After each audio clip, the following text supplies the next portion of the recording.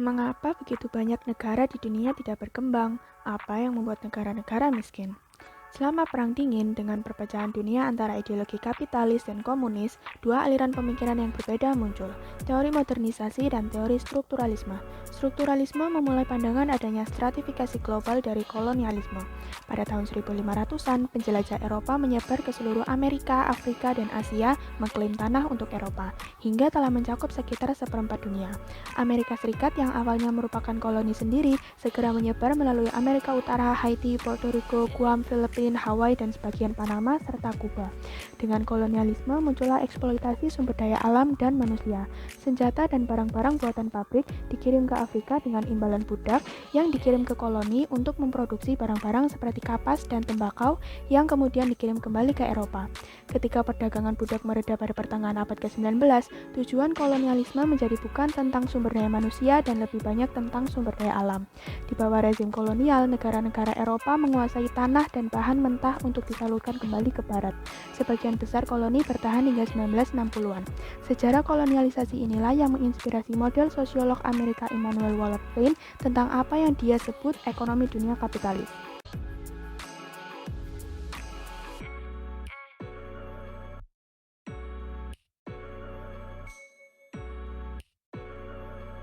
Immanuel Wallerstein telah mengembangkan versi analisis sistem dunia yang paling terkenal, dimulai pada tahun 1970-an. Dalam pandangan ini, Wallerstein berpendapat bahwa saat ini ekonomi dunia kapitalis adalah satu-satunya sistem dunia. Ia membagi struktur internasional menjadi 3, yaitu yang pertama, core atau daerah inti. Adalah negara dunia pertama yang terlibat pada Perang Dunia I atau negara superpower.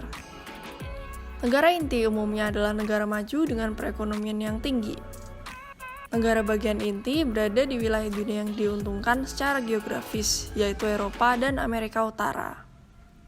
Yang kedua adalah semi-peripheral, merujuk pada negara dunia kedua yang muncul setelah Perang Dunia I. Kekuatan ekonomi cukup baik dan berpotensi bisa masuk klasifikasi negara core. Semi-peripheral ini dahulunya adalah negara core yang mengalami penurunan. Contohnya adalah Spanyol dan Portugal. Yang terakhir adalah peripheral atau daerah pinggiran, merujuk pada negara dunia ketiga atau negara berkembang. Negara ini mempunyai kemampuan ekonomi yang masih rendah, kemajuan teknologi yang rendah pula, dan industri yang masih terbelakang. Contohnya adalah Afrika. Aktor dari ekonomi strukturalis dari ekonomi politik internasional, yaitu kaum strukturalis dilihat dari kepentingan ekonomi, menyatakan bahwa politik internasional antar negara adalah sebuah keharusan. Jadi hal tersebut sekaligus mengatakan bahwa negara adalah aktor penting di samping kelas-kelas sosial. Negara dengan peran dan kekuatannya dapat menentukan posisinya di dunia internasional. Serta bila kekuatan ekonomi politik negara menguat, maka semakin tinggi pula posisi negara tersebut. Jika negara berada di posisi internasional tinggi, maka tidak perlu meragukan negara tersebut, dan sebaliknya, jika berada di posisi yang rendah, maka negara tersebut rentan mendapat eksploitasi. Maka dari itu, kaum strukturalis menggarisbawahi kekuatan ekonomi dan politik suatu negara akan berpengaruh pada posisi negara tersebut di dunia internasional. Asumsi dasar ekonomi struktural dalam ekonomi politik internasional ini, yang pertama ada kaum strukturalis percaya bahwa ekonomi dan kesejahteraan masyarakat internasional, terutama di rakyat di negara berkembang, membutuhkan keadilan dan memprioritaskan nasib kaum proletar yang tertindas. Lalu yang kedua, strukturalisme percaya bahwa terdapat interaksi yang erat antara aspek politik dan ekonomi dalam hubungan internasional, dan keduanya saling mempengaruhi untuk membentuk mekanisme yang mendukung struktur internasional secara tepat. Jadi diyakini bahwa kelas sosial yang diciptakan oleh kapitalisme dan ketidaksetaraan ekonomi adalah kunci dalam hubungan internasional. Hubungan antara ekonomi dan politik amat ditentukan oleh faktor ekonomi itu sendiri. Lalu yang ketiga, adanya konsep kelas atau pengklasifikasian kelas sosial dalam ekonomi.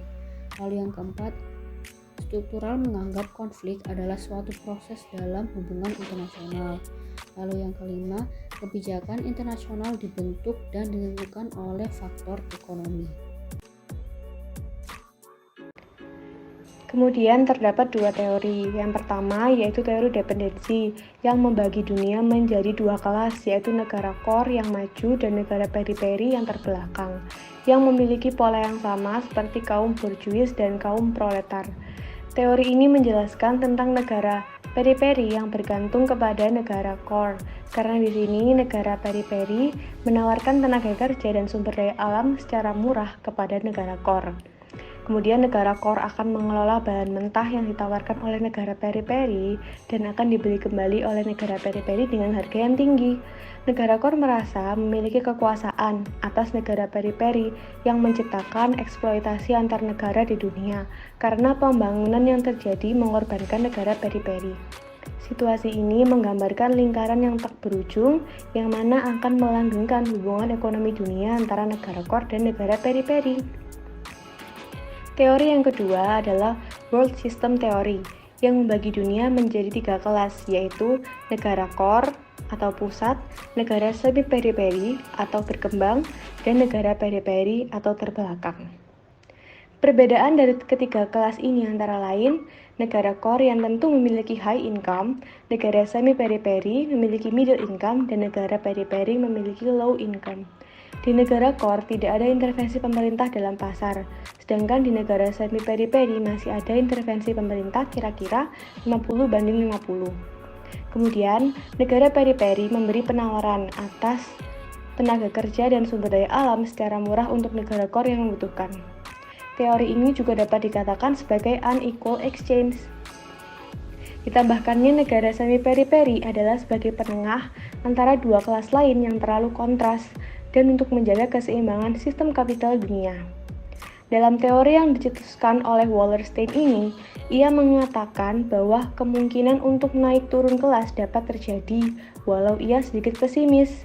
Namun, kaum kapitalis percaya bahwa kemungkinan untuk naik turun kelas dapat terjadi dan sudah ada contoh nyatanya seperti perkembangan teknologi oleh negara Korea Selatan yang sangat pesat.